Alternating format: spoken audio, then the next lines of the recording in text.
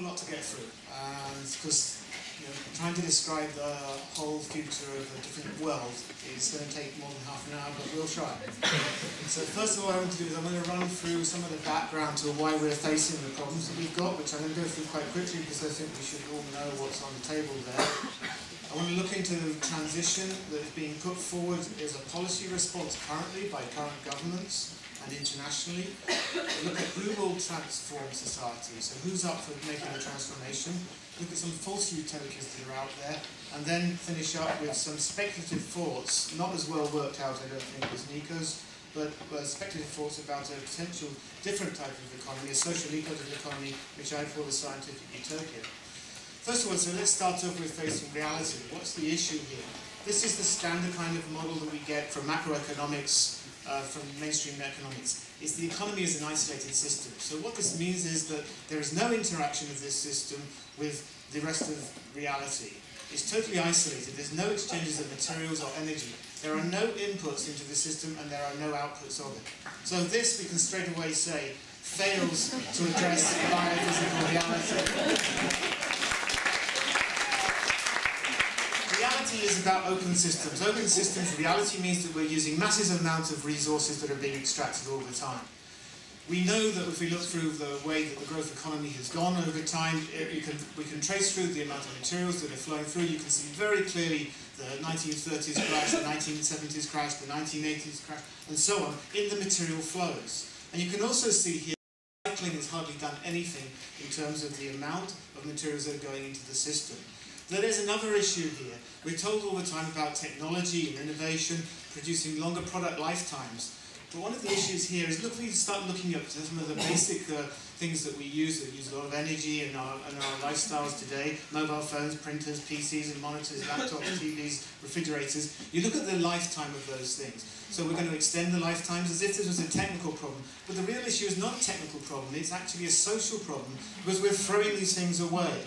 The Germans are on the average here, and a lot of other countries are way below it. And then you look at somewhere like India, a mobile phone lasting 15 years there, compared to the United States and the UK, which is under 2 years or about 2 years. And this means that we have a throwaway, fashion-conscious society driven by growth and conspicuous consumption.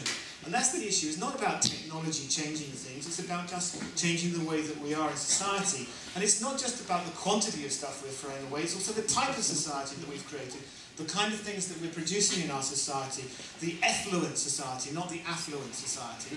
Right? So we've got all sorts of toxic waste, asbestos, chemicals, and so on, e-waste, and all these sorts of things. And in ecological economics, all this is fairly straightforward because it goes back to the laws of thermodynamics. We look at the first law of thermodynamics. It's basically about the fact that we have conservation of energy, and energy, like mass, can neither be created nor destroyed. What that means is that everything that goes into our system is going to come out of it.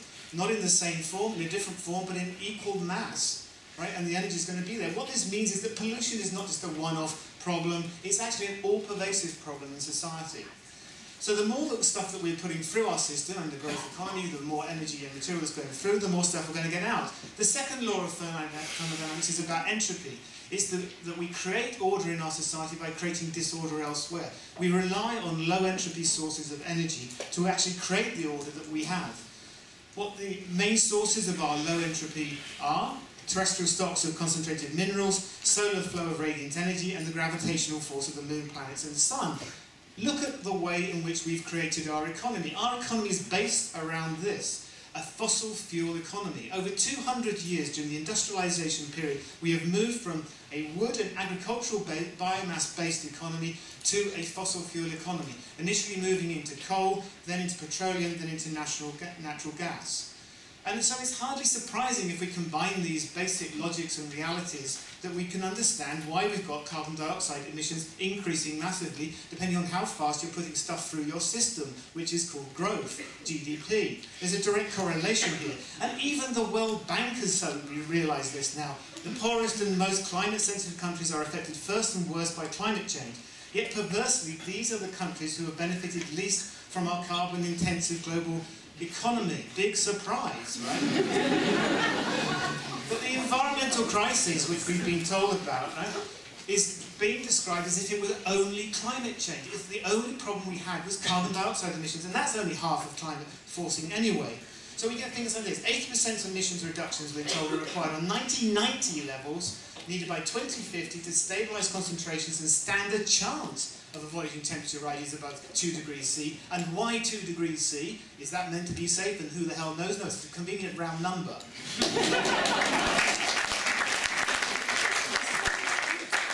More to the environmental crisis than this. The environmental crisis is about soil erosion, deforestation, water salinisation, the essential pesticides, particulates in the air, acidity deposition, toxic chemical waste, heavy metals, asbestos, nuclear waste, biodiversity loss, acidification of the oceans, hormone discharges in the water supply, and so on.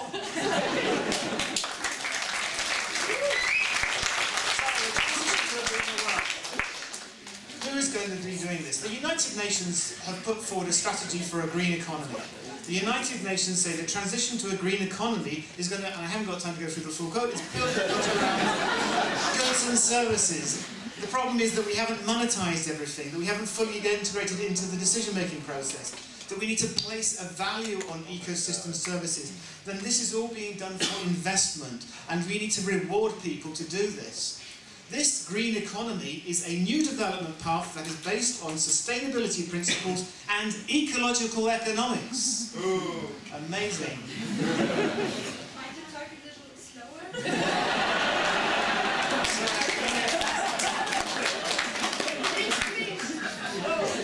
I can't go far, I have too much to say.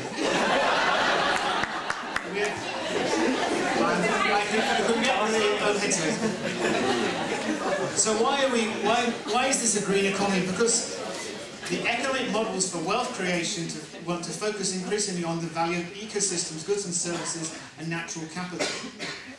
So compared with previous development paths, what we're told is that the uniqueness of the green economy is that it can directly turn natural capital into economic value, right?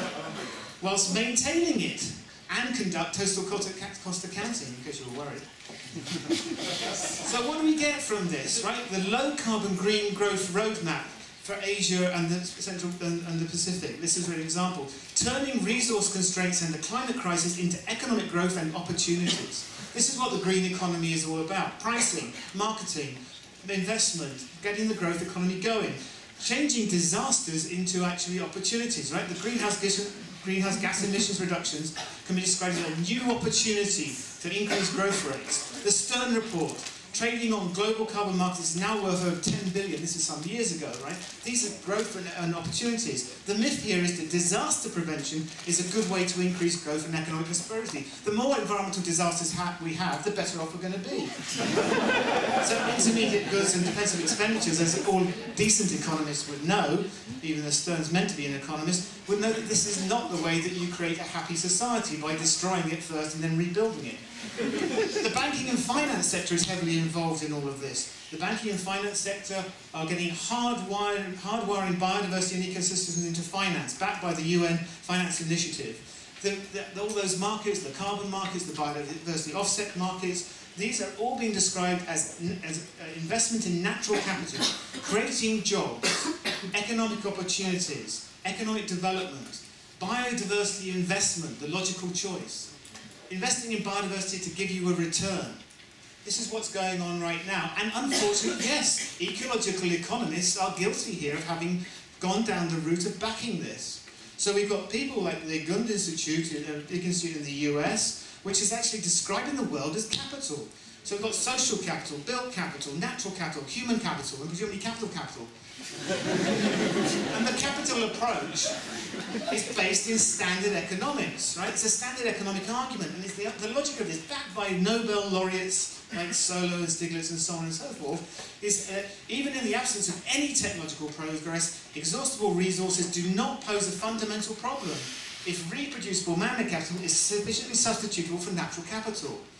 What they're saying, and this is a quote from an economics textbook, right, is we can pass on less environment so long as we offset this loss by increasing the stocks of roads and machinery. This whole idea is based on the concept of sustainability and substitution, the perfect substitutability between these forms of capital. So, the other side of this is that they're pushing heavily for competition and growth and a race for leadership. So what we see is that we get the like German authors of the German report talking about increasing competitiveness leading to a superior growth path. Or this quote, which I think is quite interesting, from Deutsche Bank: "Make no mistake, a new world order is emerging. The race for leadership has already begun. For the winners, the rewards are clear. Innovation and investment in clean energy technology will stimulate green growth. It will create jobs. It will bring greater energy independence and national security." Yeah, this is what Deutsche Bank is pushing. And yes, where there are winners, there will be losers. Make no mistake. Germany wins. Greece loses, Italy loses, Spain loses, Portugal loses, China wins, Southeast Asia loses. And then we're told that a technologically driven, growing, competitive economy ensures full employment and maximises human welfare. The myth here that growth brings well-being, jobs and a stable society. Well, as we know, the majority of modern production makes the work a tedious, repetitive task performed under dehumanising conditions of total control. And it's linked heavily into the military, something that tends to be totally ignored. I don't know how much the military has popped up in the Degrowth conference, but the military is heavily involved in the type of technologies that we produce and also the way the modern economy is run. So if we start to look at the way that the world is constructed, this is a very quick graphic to give you an idea of the way the world works.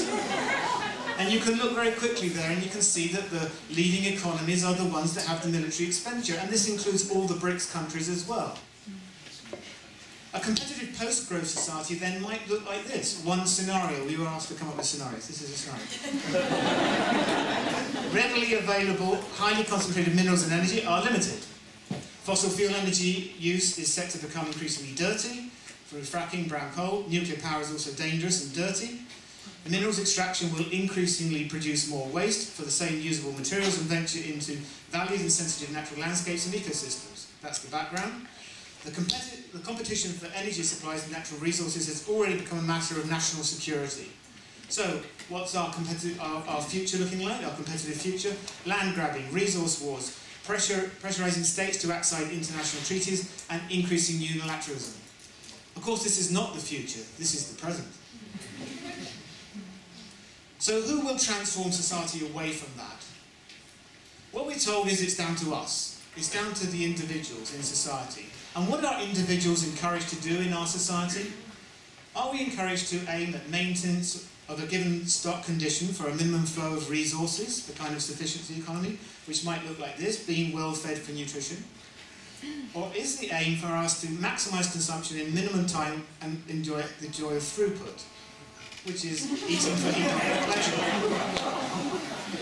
And we could say, are we happy yet? Because we haven't got the big enough burger, right? And as we know, does increasing consumption make people happier? Happiness literature tells us that within a country at a given time, those with higher incomes are on average happier. However, raising the income of all does not increase happiness. Raising income over a lifetime does not increase happiness, for good reasons that have been explored in the social psychology literature. Hedonic adaptation, looking at the over your shoulder changes all the time. The result is that individuals fail to allocate time to achieving non-position and cultural goods. Now this has a whole important aspect to it. So when we get into this, what we're talking about is that people are failing to actually act in their own best interest, working to make money and sacrificing family life and health, for example. So what we're now getting into is questioning individual choice and preferences, which is taboo under classical liberalism and also neoliberalism, but that's what we're doing. We're questioning why people are making choices. And as Easterlin says, the reason preferences are excluded from policy consideration by mainstream economics is because each individual is assumed to be the best judge of his or her own interests. So the choice is yours, right? This is the classic liberal position. It's a position that you find in neoclassical economics, and it's the position, if you chuck it into the market, is the neoliberal position. It pretends that you as an individual have full volitional control over what you can do, and that we live in the best of all possible worlds because you've made the choices that brought you here. So there's nothing else you can do. Of course, this ignores power and structure in society. Now, a quick reflection. How many people in the audience here are concerned about climate change, fossil fuel extraction, resource limits, global inequity, corporate capitalism, industrial technology, and the military-industrial complex? No. Almost everybody, right? Okay.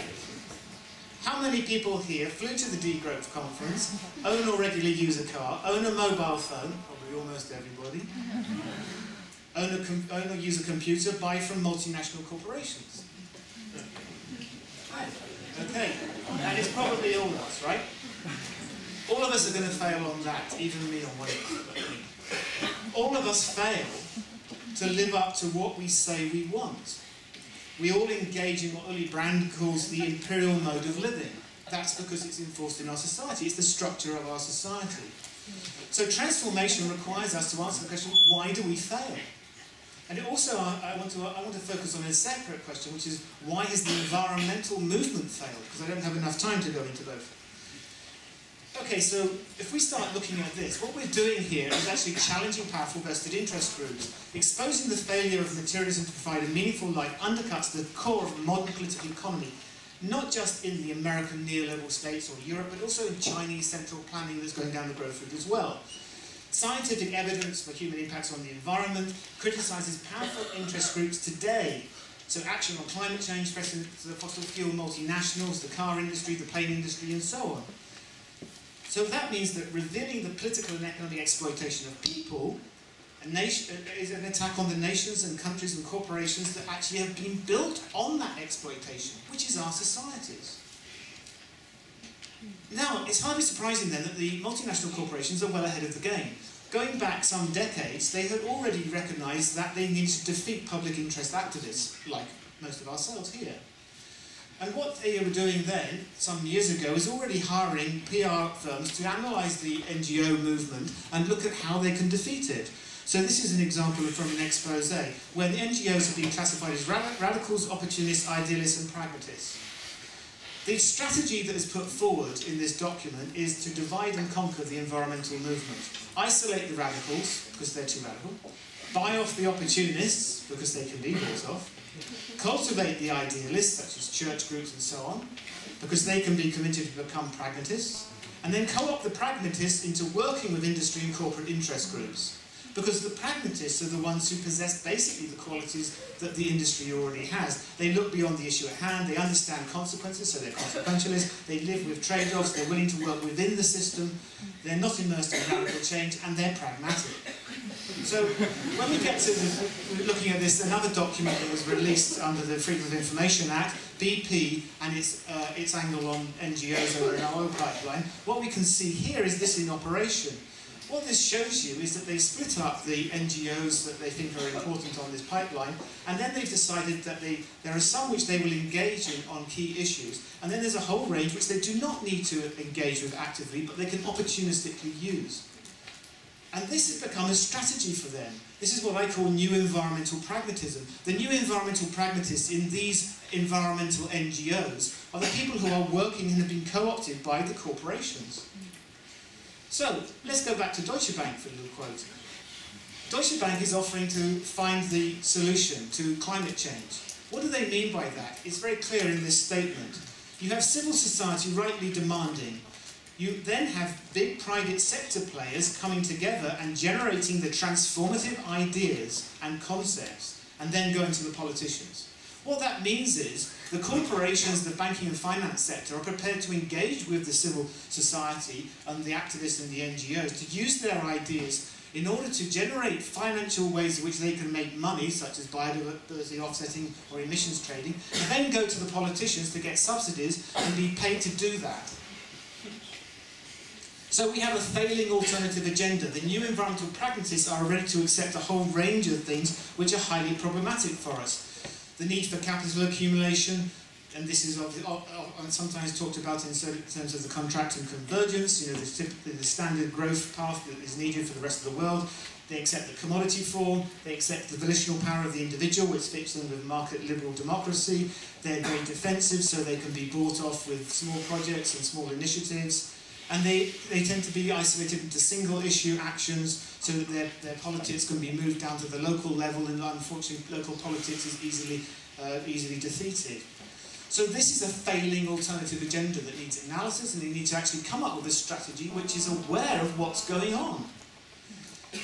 Then there's a bunch of false utopias that I want to talk about which are being put forward, right? Rather than the real utopias, the ones that are actually false for various reasons. The green economy is a recent false utopia. We're told that we can have electric cars, passive housing, high-speed trains, renewable energy and so on.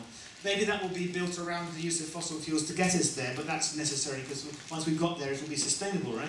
Green hedonism is okay, because as long as you're buying the right stuff, that's all right. So you don't have to give up on hedonism, and the market capitalist system doesn't have to go either, because that's what's going to supply you with all these goods. And you might get into a whole things around import-export industry, so the import-exports, the way that operates can continue on, what Willy Brandt was talking about, which means that we can have cheap imports from exploited workers in third world countries that can continue going on, healthcare, countries which have no welfare systems, healthcare, pollution control and so on, because that's cheap, right? That makes it cheap, and cheapness is efficiency in economics. And then we've got export-led growth, which will still be a possibility because we don't take account of some of these things. So if your exports happen to be German selling cars, then that's okay. Or if it's Norway selling oil, then that's okay. Right? But what this means is that you end up with maintaining that exploitative system where you're looking for securing scarce minerals and energy and so on, and in exactly the same ways was done in the past. It's not questioned. What the danger of this whole approach is that it leads to national purity at the expense of others. You end up with a green economy where you say that you're environmentally sound, that your economy is good, that you're okay, and there's not much more you can do. I lived in Norway, and there they go on about how much they actually produce from renewable energy because they have dams, and they totally ignore their oil extraction industry. This is what I mean. Sustainable growth, of course, is another traditional utopia that's been around for a long time that we're all familiar with and criticise, right? Technology always finds a substitute. The poor nations need to catch up. Growth is good and more is better. A world where the economy can grow forever with no biophysical constraints and capital accumulation is beneficial activity creating wealth. And this goes back to the Brundtland report where we get a whole story about how we need to have 5 to 10-fold increases in economic growth for developing countries so they can catch up. But we're not going to stop the industrialised countries growing. They've got to have at least 3 to 4% growth themselves. That was called sustainable development. So the traditional utopias, I would call these ones: growth economy, capitalism, neoliberalism, the welfare economy, yes, sustainable development, and the new one that's being pushed around is bioeconomy. All based on a capital accumulating system that doesn't get questioned. The alternative agenda is the one that we're discussing here, which is about degrowth, basic income, communitarianism, eco-socialism and so on, which I would argue needs to be based on a scientific understanding of biophysical and social reality. And what I would call scientific, or as has been discussed at the conference here, concrete utopias. What do we mean by that? Well, let's go back to the macroeconomic picture. This is not a scientific utopia. It's a utopia for sure, right? Because it's so unreal. But it's not scientific because it misses out a whole bunch of things, right?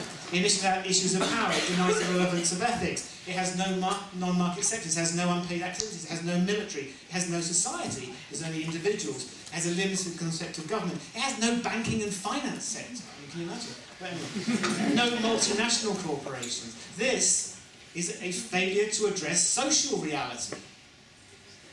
So what we need is actually an approach which does address social and biophysical reality. So I'll give you a few speculative thoughts to round up. It's more than 5 minutes. More than 5 minutes? You don't know how much I've got to say. Okay, thanks. Some implications of addressing material and energy throughput, which I think link up and complement some of the things that Nick has been saying. Okay, switching to renewable energy and other low entropy sources. This is what you would immediately say. Okay, we've got to switch away from fossil fuels. But renewable energy on its own is not an answer. We have questions. What materials and energy will be used? Where are they going to come from? In what quantities do we need them to secure the new energy supply? Right? Because if we go down the same route of imperialism that we've had in the past, we're just going to end up exploiting other countries. How will they be obtained? How will energy be supplied? E.g., will we have a national grid? I mean, the kind of things that are being put forward in the green economy with renewable energy don't change anything in the military-industrial complex or the way that the system operates. Minimising material and energy demand is required, not just increasing supply, which has been the long-running thing, more and more supply. And we need to minimise material and energy demand, right? So this means addressing the demand side of the picture. But even if we do that, if we go down regional economy routes, we're still going to have issues with what is not in the regional economy and where does it come from and how do we get it and what's fair exchange and so on. Changing the capital-labour relationship. Well, this will change inevitably if we start to address the low entropy energy and the concentrated minerals and say that we can't continue to use those, or they're going to actually become too scarce, or we're going to be fighting over them in a competitive situation. Right? So what happens here is we're going to get a return to labour-intensive production, because all those wonderful machines and robots and computers and cars and tractors and robotics are all built around low entropy mineral resources and low entropy energy. So back to labour. Well, that's good, isn't it? Because people need jobs. Changing the density of human habitation. What about the cities? The cities use massive amounts of energy. You have to transport everything to get to them. You know? Can we actually maintain our cities any longer? What size should it be a maximum size for a habitation, for human settlements? What about eco-villages? Should they be high-tech or low-tech or what-tech? What should be the density of living? We need to reduce transportation, right? We need to actually reduce the energy and transportation use to a minimum. How do we do that? So there's a paper earlier today on multifunctional settlement as a starting point, engagement of communities in local energy. So let's like to discuss how we structure this. Look at this picture. That's fine. No, it's fine. No, it's fine. Look at this picture, right? A bit like Nico's showing the picture with flying, this is actually from the European Space Agency showing you satellites and satellite debris, which is built up since the late 1950s when we first started putting satellites into space. Right? It's a bloody mess, right? I mean, this is the planet Earth, the beautiful planet Earth. Okay? So what happens if we start getting rid of satellites? Because we're going to have to get rid of those satellites because they use a ton of fossil fuels to put the things up in the first place. Right? The end of satellite navigation systems, get rid of your sat-nav, get rid of satellite phones, but also if we're really serious about looking at the material and energy things, we're going to have to change our communication systems. You're going to have to get rid of your mobile phones. Right? Because do you know how many rare metals there are in a mobile phone? Do you know where they come from? Do you know who you've exploited to get them? Do you know the environmental damage that is involved in those? So there's a whole range of things. I could go on, right? I mean, changing transportation systems, changing the food production system, changing what is produced for whom and how. These are all the research agenda. This is the degrowth alternative society research agenda that needs to be worked out scientifically. Addressing the social crisis is also important. It's not just about the environmental side. Changing social interactions. Creating communities, not collections of millions of individuals. Right? The whole of the society today is about individualization because you control individuals. They're much easier to control if they're a disparate bunch of individuals. Removing competition as a primary objective and promoting cooperation. As we've seen in what I've said, the competitive economy is at the core of it. Right? This is what's being pushed all the time. Creating or recreating norms of behaviour about care, sympathy, respect for others. The human and non-human when I talk about others. A range of possible changes in economic interactions. I just throw a bunch up, right? I mean, making work as meaningful as possible and removing the dehumanising production process. Nationalise all the basic services. Let's go back. Let's renationalise everything. Get it out of the hands of the corporations. Provide public housing. Right? Introduce a minimum and a maximum wage. Reclaim common property ownership. And let's deconstruct the modern corporation. The modern corporation has arisen over 100 years. In the early part of the last century, in the early 1900s, it was regarded by the United States Senate as an undemocratic institution.